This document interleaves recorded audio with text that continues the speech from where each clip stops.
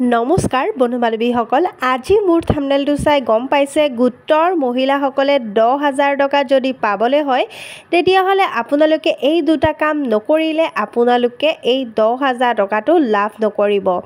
তো কি কাম আপোনালোকে সোনকালে সকলো কথা এইটো ভিডিঅ'ত জানি লওক। বলক দেৰি নকৰাকৈ ভিডিঅ'টো আৰম্ভ কৰোঁ।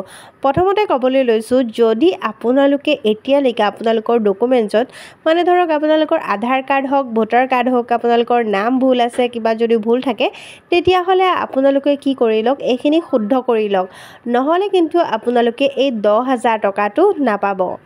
2 নম্বৰতে আপোনালোকৰ আৰু এটা ক'বলৈ লৈছোঁ, যদি আপোনালোকে KYC আপডেট কৰা নাই, বেংক একাউণ্টৰ লগত আপোনালোকৰ আধাৰ কাৰ্ড, মোবাইল নাম্বাৰ লিংক নাই, তেতিয়াও কিন্তু আপোনালোকৰ এই টকাটো নাপাব।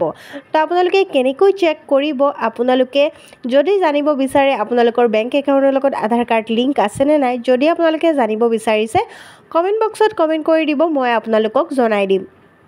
আৰু মই ডিছক্ৰিপশ্যনত লিংকটো দি দিম, আপোনালোকে তাৰ পৰা আপোনালোকে চাই ল'ব পাৰিব কেনেকৈ আপোনালোকে চেক কৰিব যে আপোনালোকৰ সঁচাকৈ টকাটো মানে বেংক একাউণ্টৰ লগত আধাৰ কাৰ্ড, মোবাইল নম্বৰ লিংক আছেনে নাই।